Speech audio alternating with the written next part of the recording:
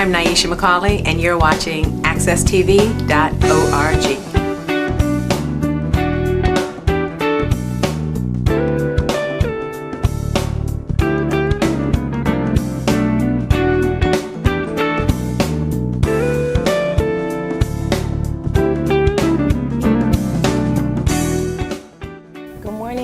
Good morning, and welcome. This is The Challenge. I'm McKenzie Seldon, and I am excited to say that we have a guest today, Reverend Daivd Hendricks. He's here. And pretty much what we're going to be talking about, as The Challenge, we want to talk about community issues. We want to talk about what's going on and how can you be a part of it and get you involved. So, Reverend Hendricks, thank you for coming. It's a pleasure to be here. I appreciate it. So, just, let us know kind of what you're doing. I know that you're in the church, so you're a leader there, and you're also a leader in the community. Can you just right now tell us a little bit about what you're doing? Right now, I am I'm the chair of social action for the IMA. The IMA is the Interdenominational Ministerial Alliance in the greater Hartford area. And what I presently doing is trying to curb some of the violence that we're having in our city by being out on the street, by talking to some of our young men and women about what could we do in order to help in their endeavor or in their plight. So, most of the time is very much given to a given day where I'm just up and down Albany Avenue, Barber Street, and Main Street in Hartford, north end of Hartford. So it's very much a challenge for me because I'm trying to get more of our clergy involved. Now, how long have you been a chair with the IMA? I've been chair for the past, maybe about the past 5 years now. Wow, good. It's been a while. So have you seen a difference in the violence? Have you seen it coming down? Have you seen progress in your work? Well, it's give and take. Sometimes it's rewarding to the point where you see that you have saved or touched a young man's life, where they have changed and doing things according to the lifestyle of being productive. And being able to shine their light onto someone else that help them realize that they don't have to go this way. But that is, off track because I say the generation that we're dealing with today. And this generation that we're dealing with today is more so so much that they, really don't take very much respect in the religious atmosphere or the religious feeling. Exactly. Like when I was coming up, we respected people of religious backgrounds and religious feeling. But today, it's a little bit different. Exactly. And that was my next question. How do, people in, I would say, the hood, because that's where you are, yes, in, north end of Hartford, how do they take you, being that you're from the church and you're coming in to kind of their blocks, where they're feeling comfortable? How do they take that? Well, a lot of them not very well, because when they look at you, and that's why I come in the level of where they are. I meet them where they are. I don't come in suit and tie. I don't come with clergy collar on. I come with the respect of giving them respect so that they in turn be able to trust in and be able to talk to me.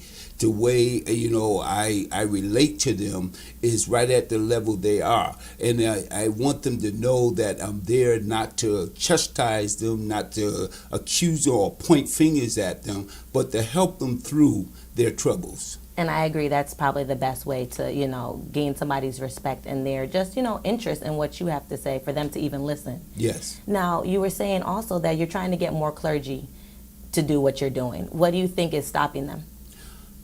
I really haven't put my finger on the pulse as of at this point, But I think it is a challenge of being able to do your job, do what you have called or being paid to do as a pastor, as a leader of a congregation, whatnot. So sometimes it gets to a point where your hands are tied and where you can only do but so much. But you know, like the word have said that few are called, many are called, but a few are called. So what we ask that ministers that are involved or want to be involved to really get involved, because this is more or less God's calling.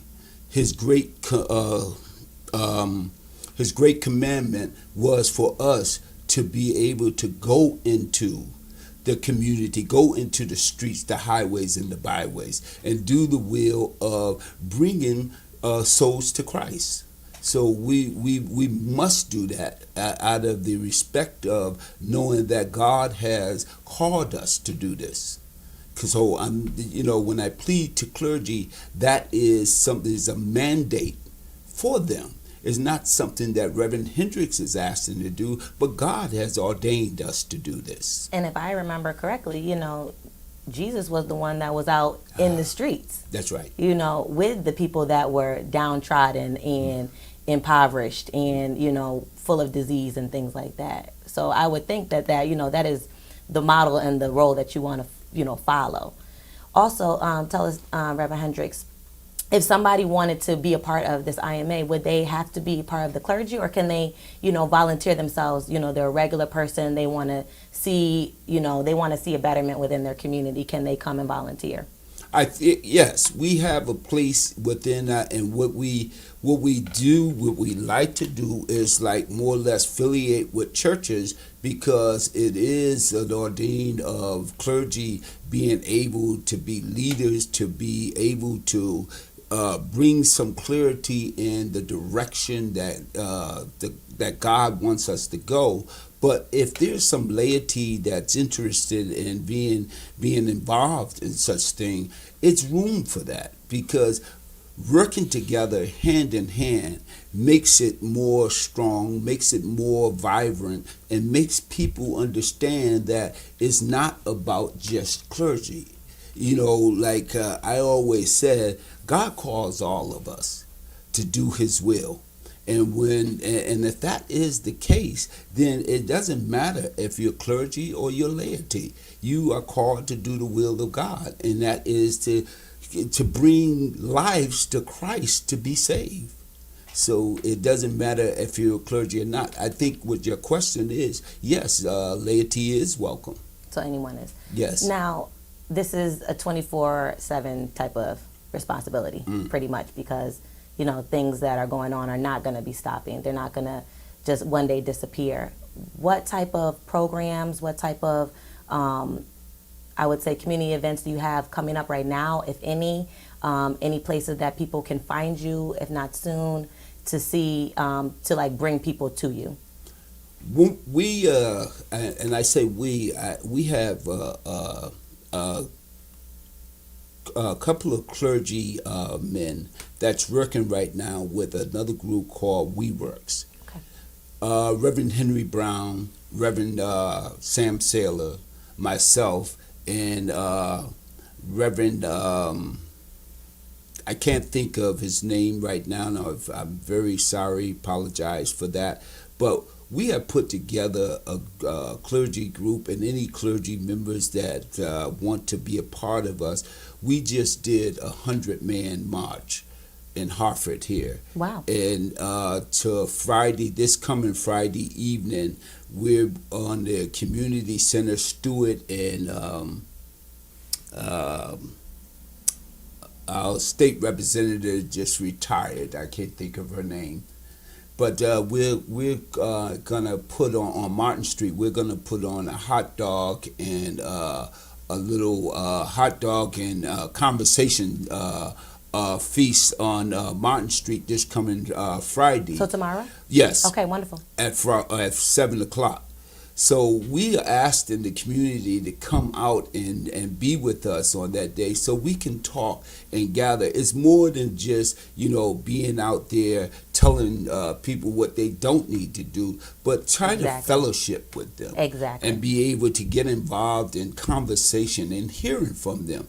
Because it's more than just us speaking and they're listening. We have to listen and be able to know what the situations are and what the problems are in order so we can solve them. And when I say solve them together.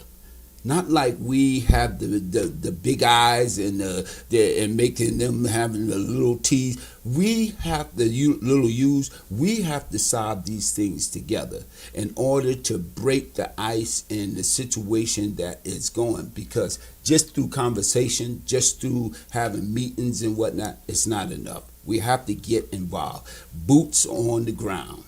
Making sure that we make contact, making sure that we're talking to individuals that is having difficulty, because I know in a lot of situations there is young men, young women that don't want to be in those situations, and they're following their peers, or they're doing it because they're bored or whatever the situation is, but we want to help them through it.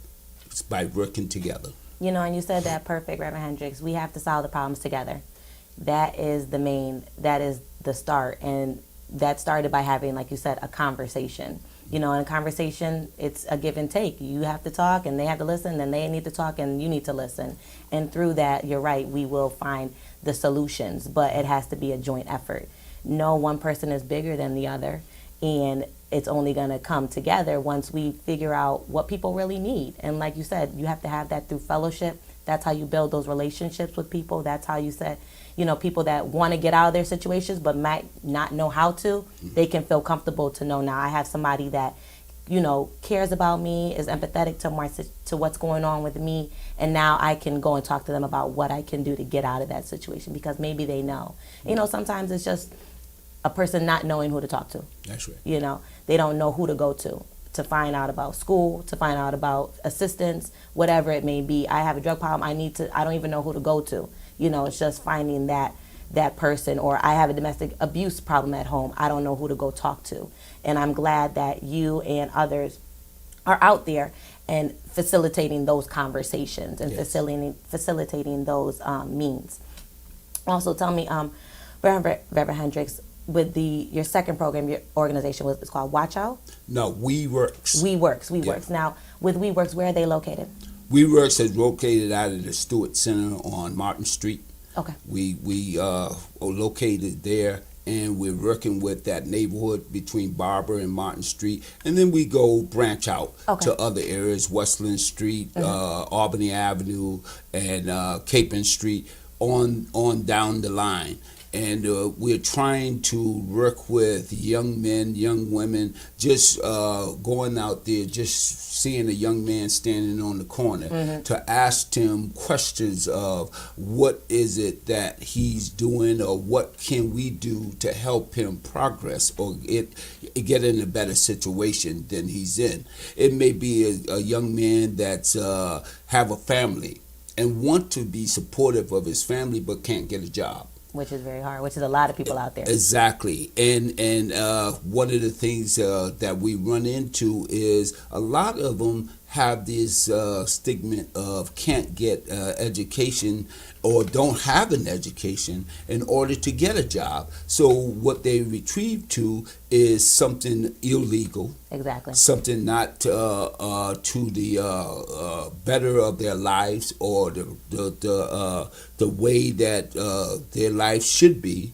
So they're trapped. And when they get trapped in these things, they don't know which way to turn. So we are building a relationship where we can be there to help them out in a lot of these situations, whether it may be through referrals. I have an office full of clothes that I keep a clothes bank for young men that want to dress for success, jobs and whatnot. And then I have a counseling situation where I help them to understand, do a analysis of their condition by asking them questions of what it is that they want to do. where they want to be for the next 2 or 3 years or so. Do they have the ambition or encouragement to go back to school? See, and that's another program, another session that I want to talk to. I have a program called Vocal. It's for adult education. I come from an era of literacy where I want to help adults.